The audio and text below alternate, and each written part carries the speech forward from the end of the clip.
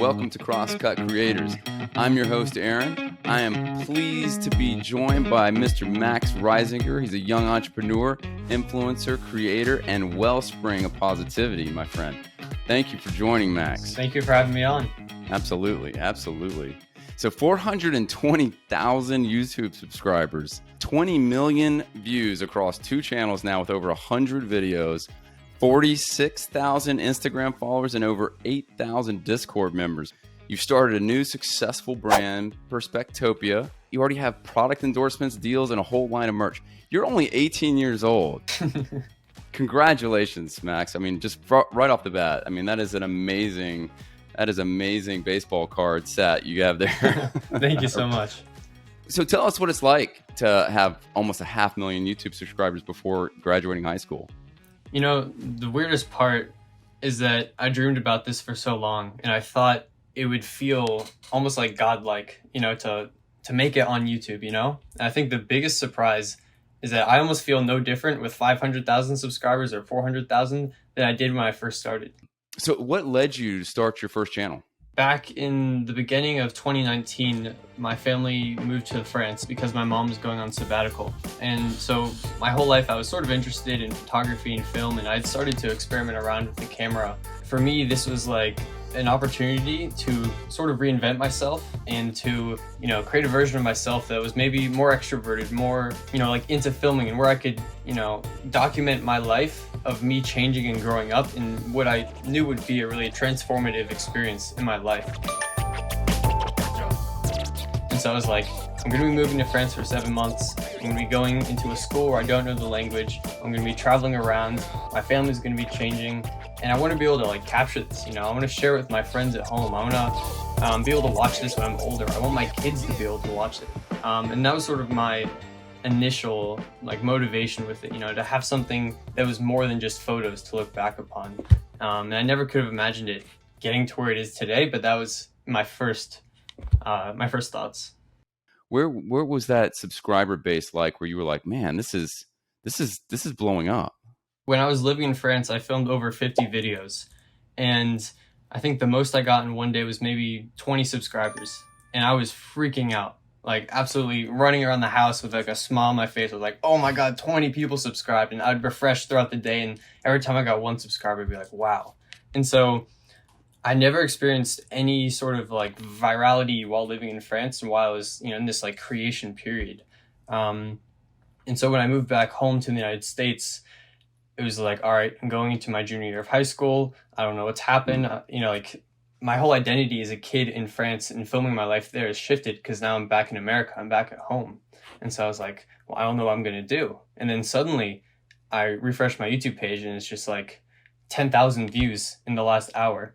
And I'm like, what is happening? Like, it's the most insane, like adrenaline spike ever. And so when I was entering my junior year of high school, kids in France were also going back to school. And so the algorithm was recommending my videos that I filmed in France when I was going to school there. And so those videos started to go viral because there's an interest of going back to school. And so for like a solid week, I gained like over 20,000 subscribers, like over 1 million views. And so like throughout that whole month, the channel just exploded. And I think I got like 50,000 subscribers at the end of that month. Which is a lot more than when I came back home with France. I only had like 1,400. So it happened really fast. Now, were you promoting yourself when you got back home, like through Snapchat and your friends? I mean, was there like a little bit of a grassroots promotional thing going on? Not so much. I think when I came back home, I felt like I had this new identity. I was like, it's Max the YouTuber. And I think people caught on to that. They're like, oh, I remember you filming videos in France. You're a YouTuber. And it was sort of, I think, more word of mouth. And then when I filmed my first day of school going into that junior year, it was more just like kid with the camera who filmed himself in France. But there was no like me trying to really promote it, except for maybe putting a new video on my Instagram story every now and often. What's the framework? What's the vision for, you know, what your content comes from?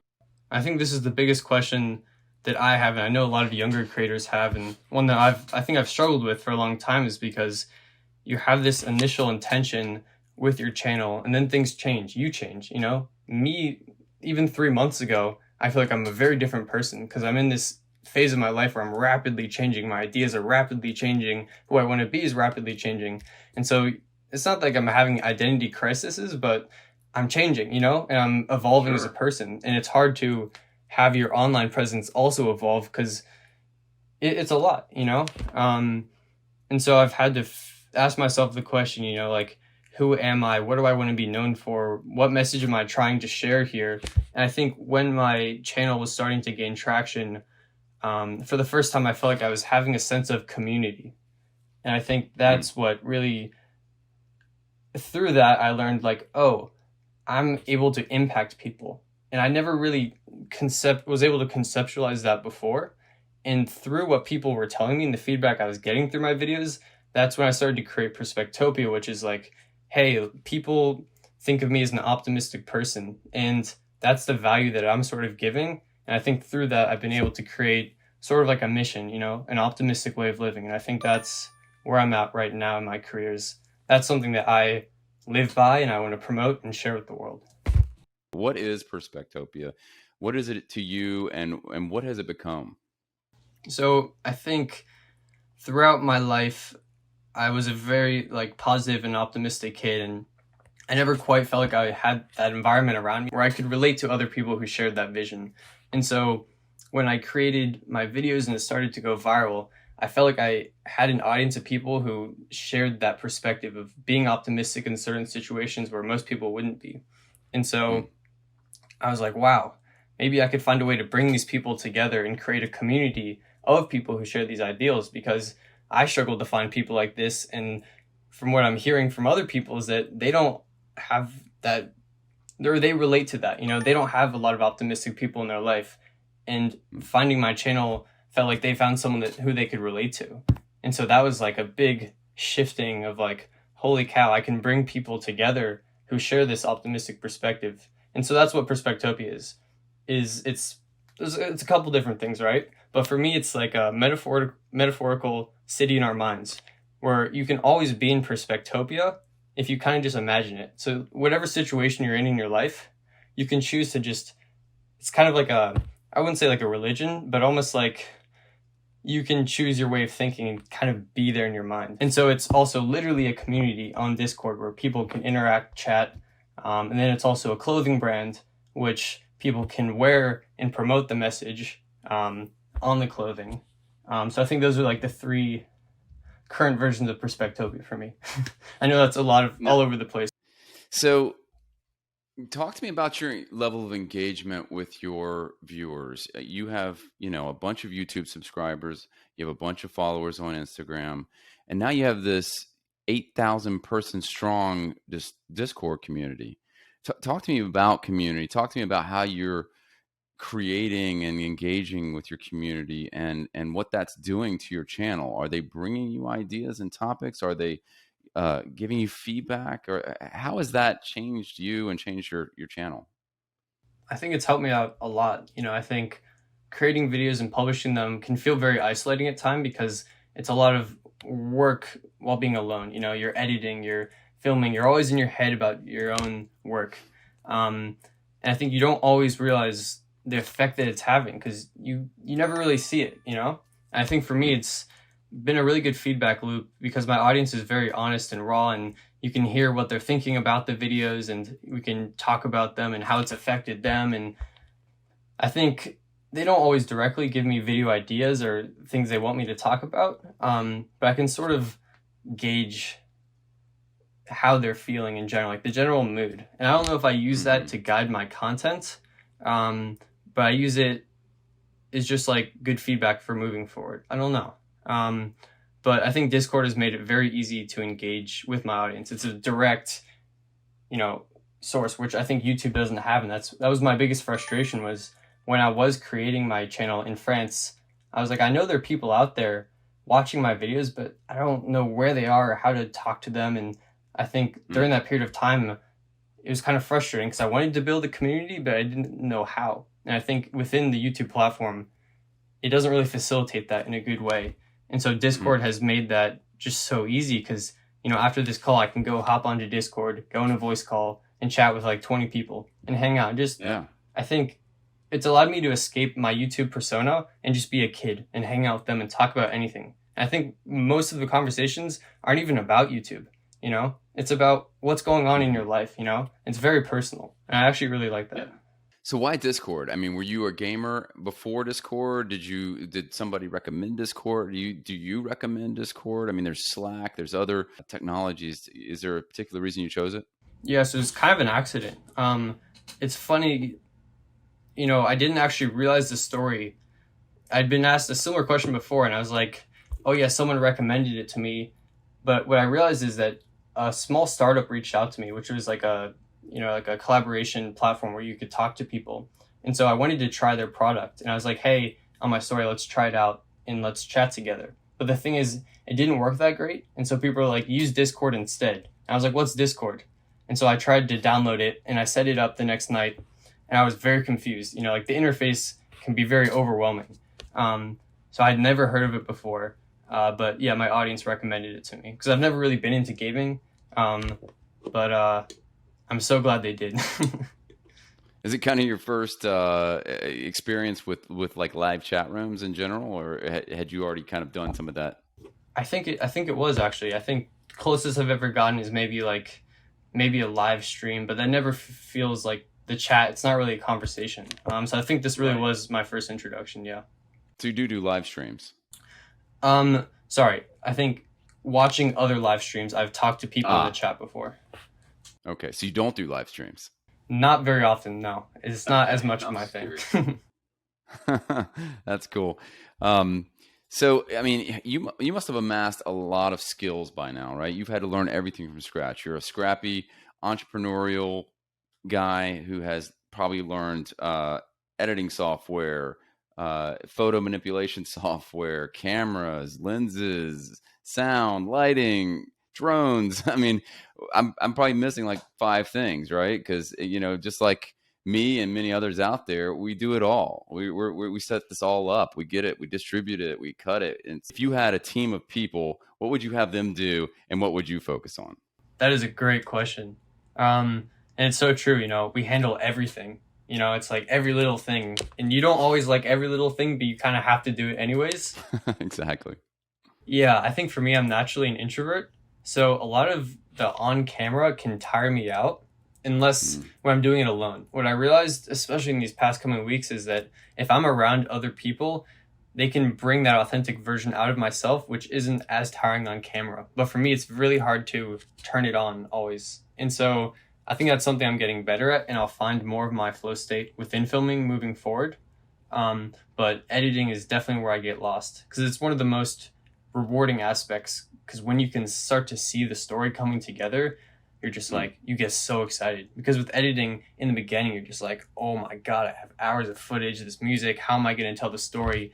And for the whole time, you're just like frustrated because it's not where it's at. And eventually it clicks. And then it's like, oh, 3 hours just passed. What just happened? You know, like you get lost in your own story. But it's hard as I'm getting to a point where I want to do so many things. And I feel like I need to outsource some things to be able to like function well as a person, you know, and do what I want to do. But it's tricky for me to figure out what I want to outsource because I've gotten so good at every little thing, and it's hard to give up that ego and maybe to trust someone else to do it. You know, it's like, I don't want to give up my editing, even though it takes the majority of my time and drains the most of my energy, because I love a little bit of everything. But yeah, it's a really difficult question, you know? Yeah. I mean, it's that sort of scale question, right? Like you can't keep doing everything forever and scale infinitely. Like if you want to grow, it's interesting to think about where that first piece that you could give up would be. You know, what is it? Is it maybe like the social media management, or like what we talked about earlier back in the green room with you know, the whole Native American using every part of the animal, right? Yeah. Like you can cut. We could take this and turn it into an audio podcast. I could take the transcription of this and turn it into a blog post. I can, you know, there's software out there that will basically do a lot of that for you now. Yeah. But you know, do you have anybody today that's helping you in any way? Like I've seen a lot of your videos, and I hear you talk about Jack or somebody who's like filming, or Yeah. I don't know who these people are. Yeah. Do you have some people that at least, grab a camera every once in a while and just run around town with you? Honestly, less and less. I think Jack has been in like maybe 2 or 3 of my videos. Okay. And that's been fun, but everything else has just been me. And that's why I realize is what I want to move away from is because I think I'm much more of a full version of myself when I'm around other people, and it brings a different version of myself out. So I think moving forward, I'm going to be filming more with other people. But so Yeah. far, it's been me doing the editing, the emails, like an entrepreneur. You're doing everything by yourself. And the biggest struggle, again, going back to your previous question, is that I don't know how to like give up a part of me while having it still feel authentic, you know? Like that's the biggest thing. How can I scale while not losing my brand? And how do I scale with it still feeling like Max? And I've tried to have people cut up my content, but I end up feeling like, it's not good enough. I would change it like this. And I end up wanting to do it myself because it's super hard. Like you become very picky for better or for worse, you know? And I think it's so far, yeah, it's just me. Yeah. I've noticed that on Perspectopia, you'll have other people actually submitting content too. Yeah, so everything with my channel right now in my business is me, but the other half of like the Perspectopia community and the Perspectopia YouTube channel, that's where I have incredible people working, and I've gotten that part automated. So the community, we have a whole chain of command, we have a prime minister, we have community moderators, and they're able to do all that work because I'm not great at that. You know, I'm not naturally good at managing and leading people, but people within the community are. And so they do a lot of that for me. And then within the YouTube team that I help run, we have producers who help manage all the smaller creators. Oh, wow. Okay. So your personal brand, you control every bit and piece. It's your brand. It's your name. Yeah. You want full creative freedom and control. Perspectopia, it's more of a community situation, and you have people who help. Are these people on the payroll? Are they volunteering? Are they is this just part of a larger community that they want to support? Yeah, I've been fascinated by this because I'm like, you guys, some of you probably just worked like 50 hours last week. And I feel like, oh my gosh, I wish I could be paying you because you're doing incredible work. But people love the community so much that they're devoting their time and work because they just love it. You know, they love the people within it. So nothing is paid. It's all volunteer, just out of the good of these incredible people. And I think that's a testament to the community we have, is that people are willing to devote their time, because it is I think it's a special place that's worth working for, even though no money's involved. But I've been really like humbled by the fact that people are willing to put that much into these projects. Wow. So are you, is Perspectopia an LLC? Is it a different business entity than, is Max Reisinger an LLC? Yeah. So I have Max Reisinger LLC, which I didn't, for the longest period of time, I didn't know why I needed it, because you file the taxes the same way as if you're a sole proprietor. But I realized if I get sued for whatever reason, defamation, then I could lose everything. So I was like, all right, I need to set up an LLC. So, so there's that Max Reisinger LLC. Then there's Perspectopia LLC, which is like the business. But the Discord and the YouTube channel, that isn't technically under the Perspectopia LLC yet, because none of those are creating like any monetary like funding right now. So I see. The YouTube channel, we're not monetizing it.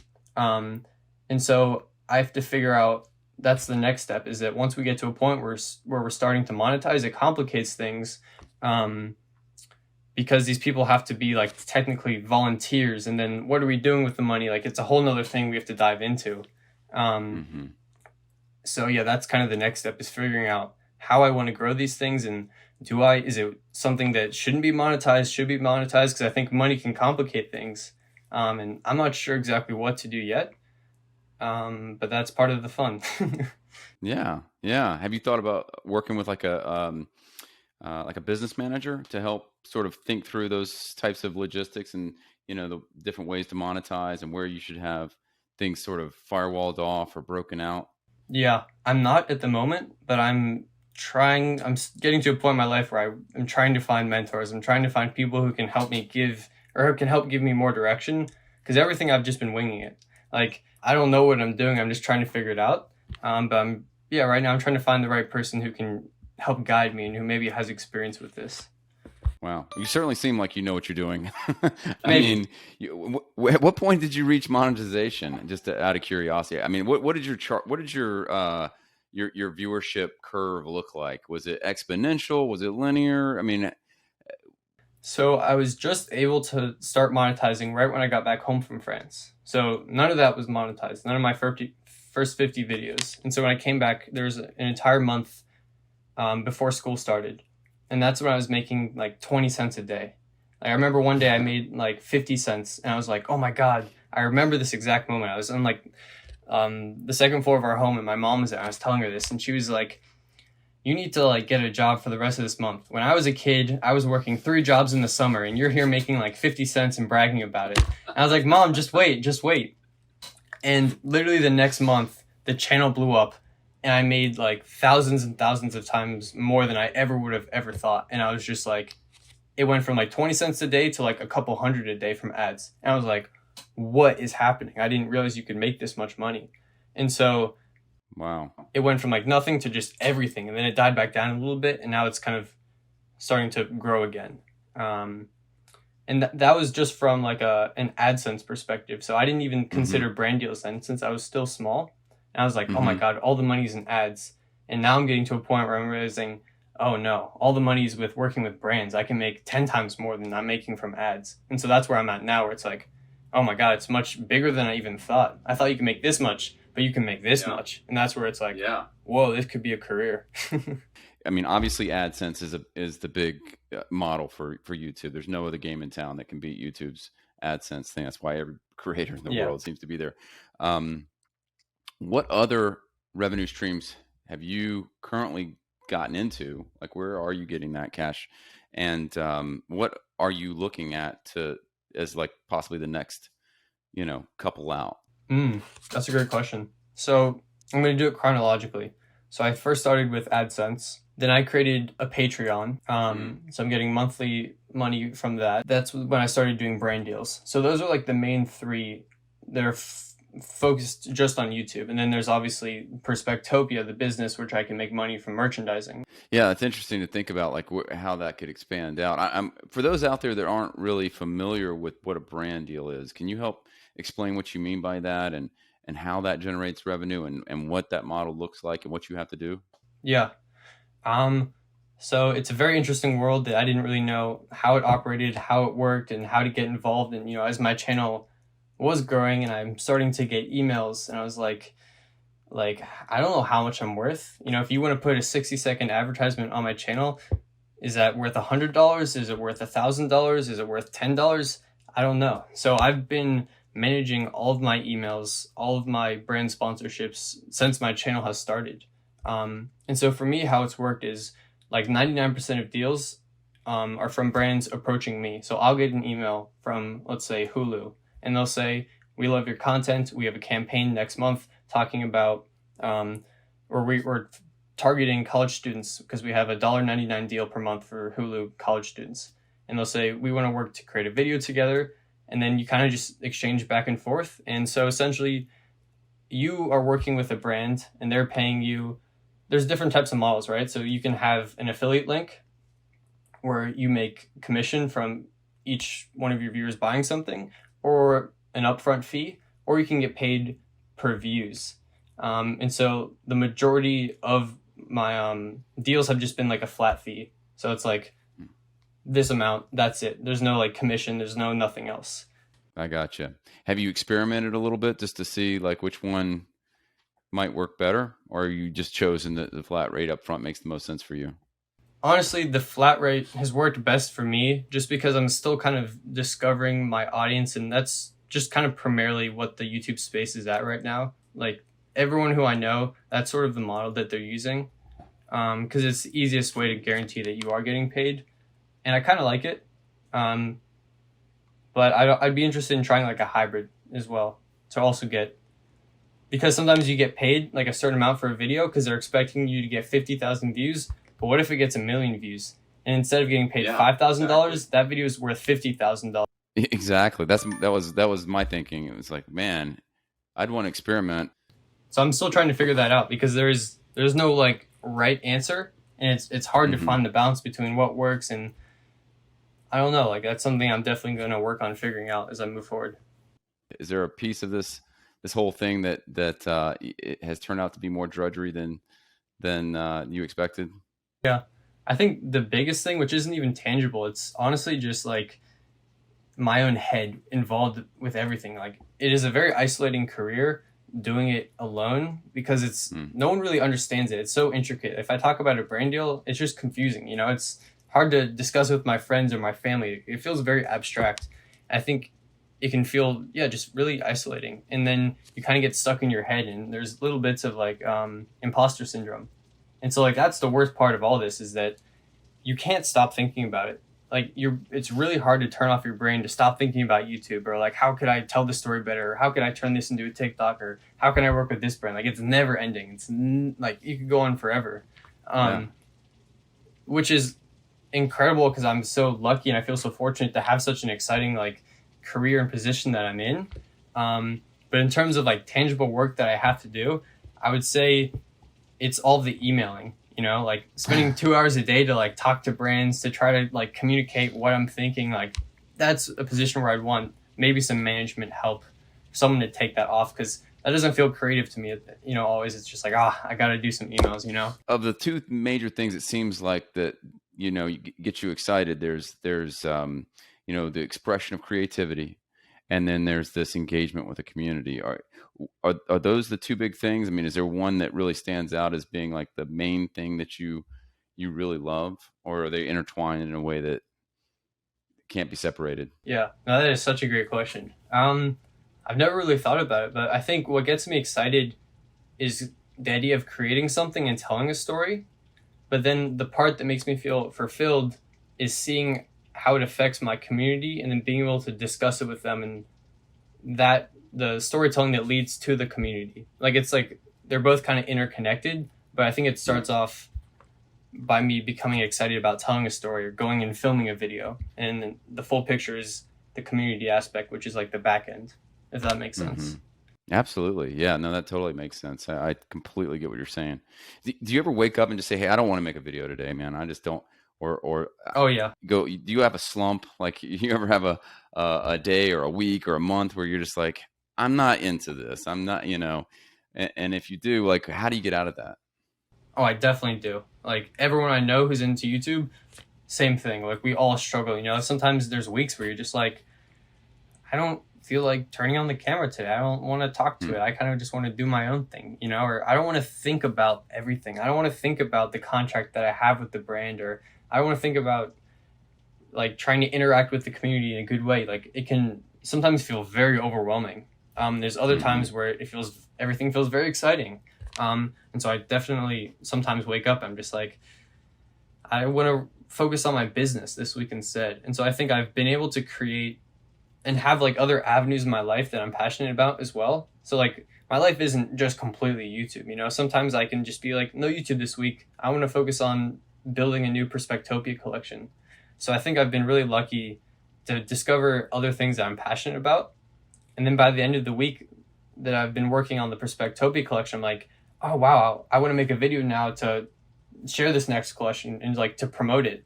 So I think I can kind of go in between different habits, or not habits, but areas of my life that I have passions, and then it kind of brings me back out of that slump.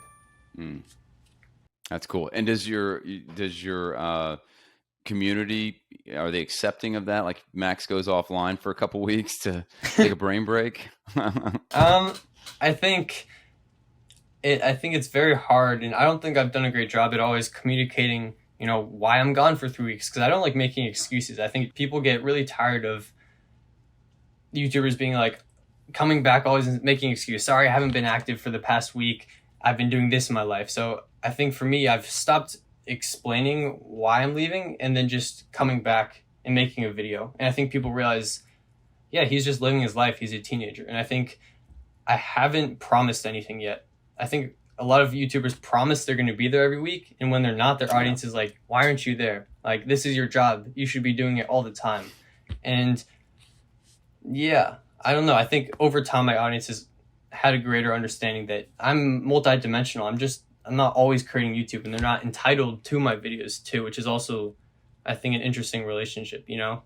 but that it's conflicting at times too, because you like, I wish I could publish a great video every single day. I wish I could be there every single day, but like I can't. Sure. And I think it's hard because you feel pressure to always kind of be on, to always be creating videos, to always be making the next best video. And it's, yeah, I think there are times where I need to just like turn it all off. And even if the audience doesn't understand, that's okay too, you know?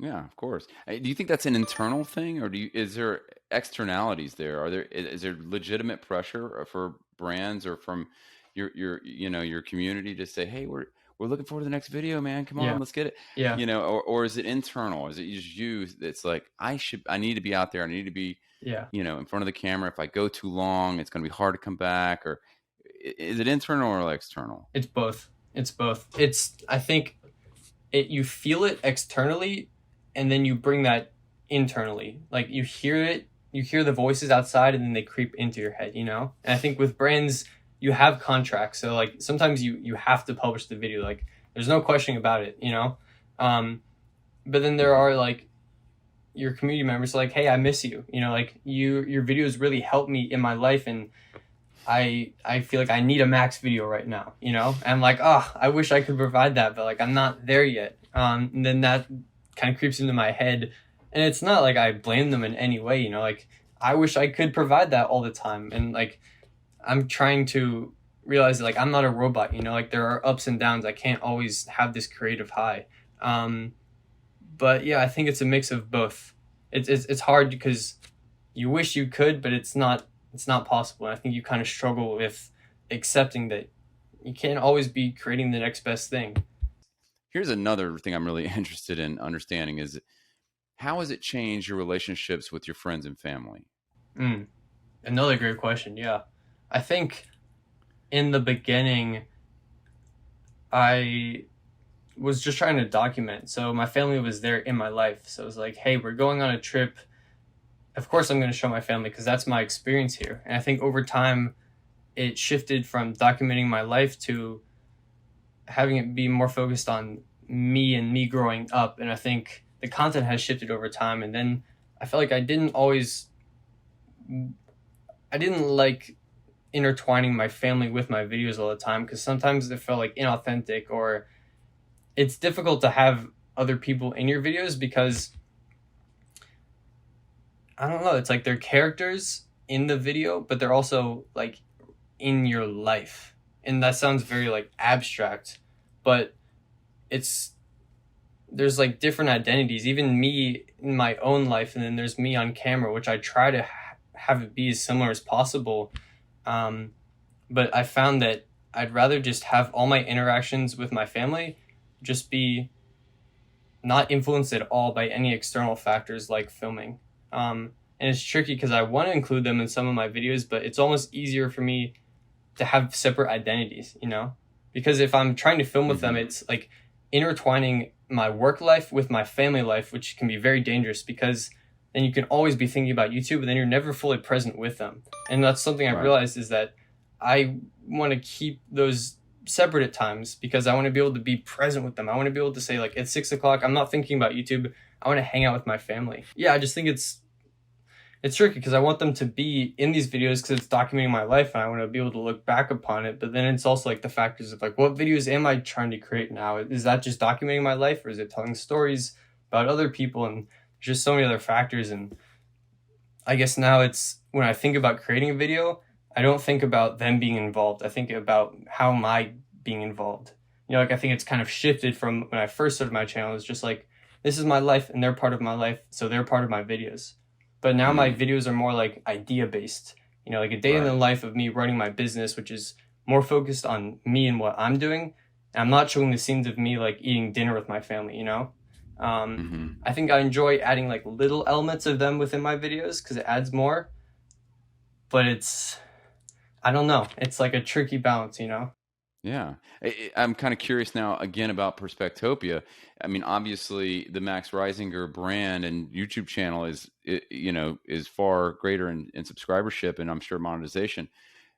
If Perspectopia reaches that or surpasses that, you see yourself kind of investing more of yourself into that brand, and then that becomes your compartmentalization, and then you can go back to just being Max in your real life, and then you don't, and Perspectopia is where you put all your energy.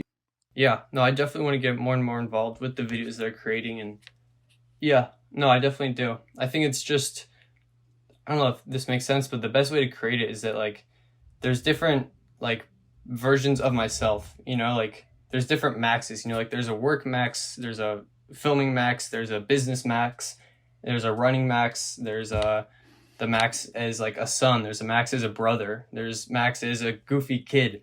And I think this is something I'm figuring out now, is like it is very hard to combine all those into one person and to be consistently that person. And so for me, I found it's just easy to, and I don't mean it in like an inauthentic way, but just to like focus on having your own like story within each person that you are, which sounds kind of weird, but like, I don't know if that makes sense. But for me, it's like, if I'm hanging out with my family, like that's my identity. I don't want to try to confuse the YouTube identity, because if I'm trying to do YouTube and then that part of my identity comes in, it makes it harder to do that work. But then it's like, is that really me then? So that's kind of where I'm at now, is like, there's so many different parts of me doing different things, and it's just, that's what goes on in my mind, you know, like that's what I'm really feeling.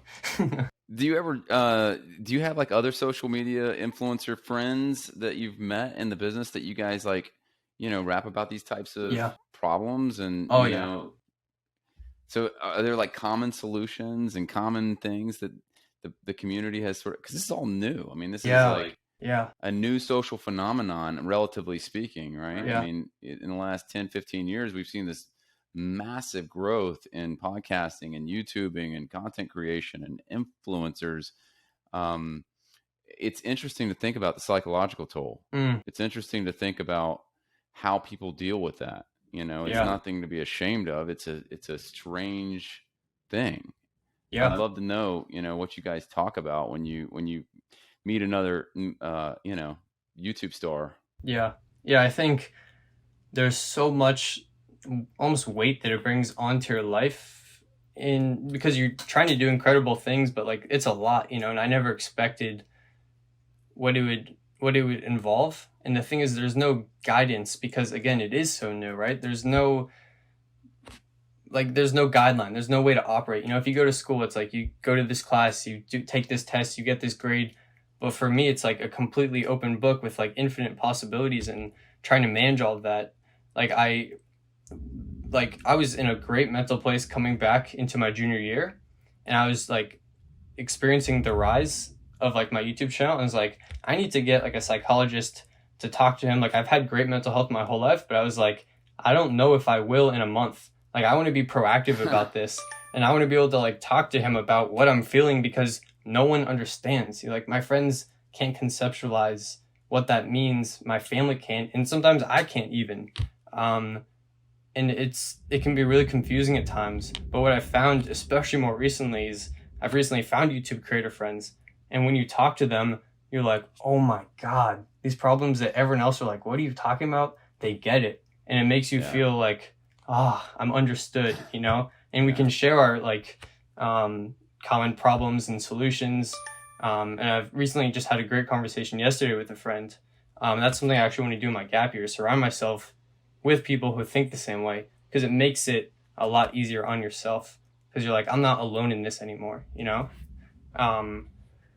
I think the biggest thing that I've figured out recently, and the biggest struggle that I had, was, you know, like, what content do I want to make in my gap year? Like, it's a whole year. It's completely wide open. What do I want to do? And I think that can be very paralyzing as a thought, and you can get very overwhelmed and stressed out. You know, it's like, this is my year to do everything I've wanted to be doing. There's no school. There's nothing else involved. It's all up to me to make this happen. And I was just like, oh my God, that's so much, you know? And I was able to talk to my friends who are in a similar place where they're trying to make it in this next year. And we kind of came to the conclusion, which was, instead of asking what content do I want to make, ask yourself, what excites me? You know, what am I passionate about? What am I waking up in the morning being like, oh my God, I want to do this today? And kind of letting that be your compass and creating stories around that. And then you'll make people interested about it. Because I think where I've been stuck in is like, what content do I want to make that's going to work with the algorithm that my audience is going to like, and that's led to me not feeling passionate about my work or not getting excited about my editing because I'm looking at it the wrong way. So it's like things like that I'm starting to learn through conversations with my friends. They were able to kind of reframe our perspective on things, which has given me a lot more clarity and confidence moving forward.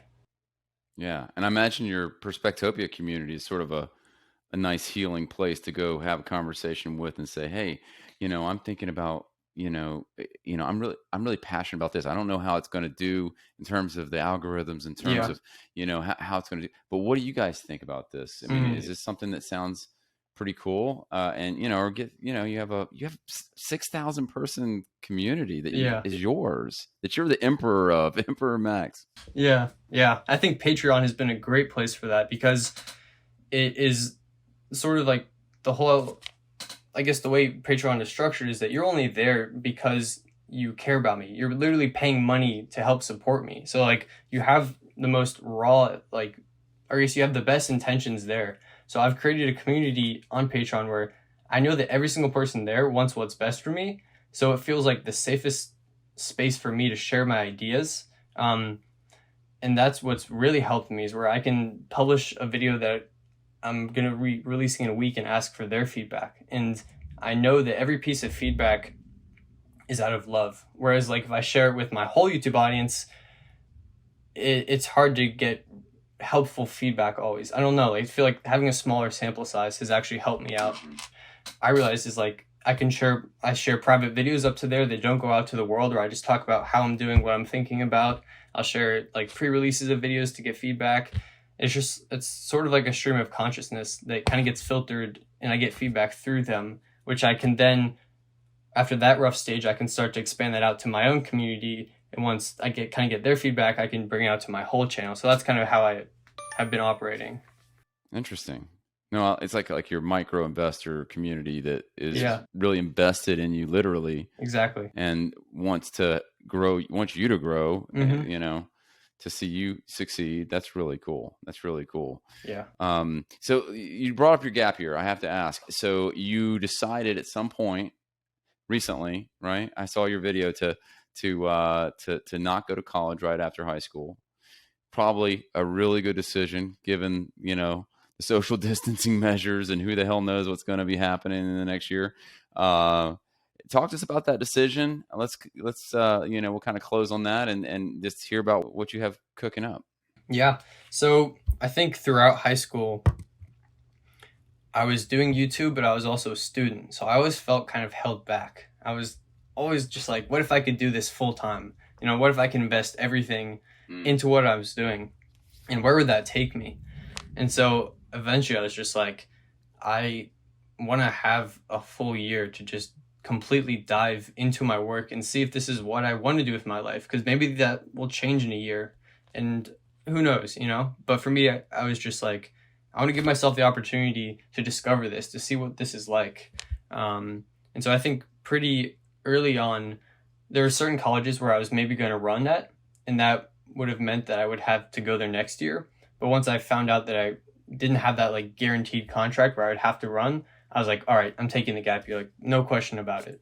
And so, yeah, over the past couple of weeks, it's just like, it's approaching, right? My friends are starting to leave for college now. So it feels like the gap year is starting, and it's like, wow, like looking at like a giant field of just like complete openness. I could do anything. I could go anywhere in the world. I could film videos about whatever I want. Like there are no limitations. And especially like with YouTube, you can monetize. So like money isn't a question. It's like anything is possible, which is, I feel so fortunate to have that like opportunity. But at the same time, it's like, well, what do I want to do? And so this kind of goes back to that question that I was discussing with my other YouTube friends.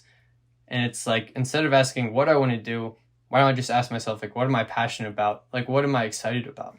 And so I think, at least for now, what I really want to do is travel around the world and live with these subscribers and like live with people for maybe 3 or 4 days and tell that story of me traveling there, me meeting their family, what it's like to live with them. What am I learning from their culture there? Going on an adventure in their place and then going back to a hotel for 3 or 4 days to just like decompress and edit.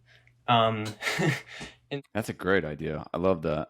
And I want to create like episodes. I think that's something that my channel doesn't have yet, is like a cohesive sort of like string that kind of brings everything together. So I want to experiment around with different formats. Last night I just put down a down deposit, or put down a down deposit, a down payment, whatever it is. Yep. I put down money because I'm going to be renting out a property in Montana for an entire month with these YouTube friends that I've assembled kind of online. So we've been friends talking, and we were like, let's go out to Montana for a month. We have like 5 different cabins on a river in the wilderness, and we want to create videos together, talk, collaborate, and just see what happens. And so things like this are starting to get planned. I'm starting to get invited to conferences. Like in December, I should be going to Doha for a conference. Like I'm being flown out there. I'll be filming videos about that. So a lot of opportunities are starting to arise, which I'm excited about. But I think it could also change in 3 months. And maybe I don't want to live with strangers. Maybe I want to film a short film about something. I don't know. But I realized that I just want to follow whatever excites me at the present moment. I'm hearing more about these like creator houses that all over the places. You know, you got the, of course, like the hype house, and you know that doesn't seem like your style, but I could see you. But I could see the importance of bringing together like-minded people, because, like you said, you're surrounded by people that don't get it.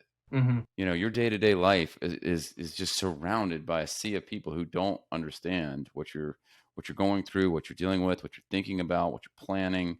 It's like, you know, to be with those people, it feels like a force multiplier. Like, oh yeah, you get each other and you be able to sort of level each other up in a really crazy good way. Yeah, I think it's a new industry, so it's not quite a thing yet. And like, if you think about like a baseball team, they're all baseball players. They're on a team together. Like other industries, like if you're a dancer, you have like a dance house. Oh man, I am so excited for you. I can't even tell you. I'm heading out to Montana to see a friend in December. So wow, if he's still out there in the summertime, man, I'll come pay you a visit. Oh my God, I would love that. To see how that's progressing, and I am just super thankful for your time. I'm thankful for all of your honesty and your answers and your genuineness. You're obviously a rising star, and all the best to you, buddy. Thank you so much. I really appreciate the awesome questions, and it was a really fun conversation. Thank you again.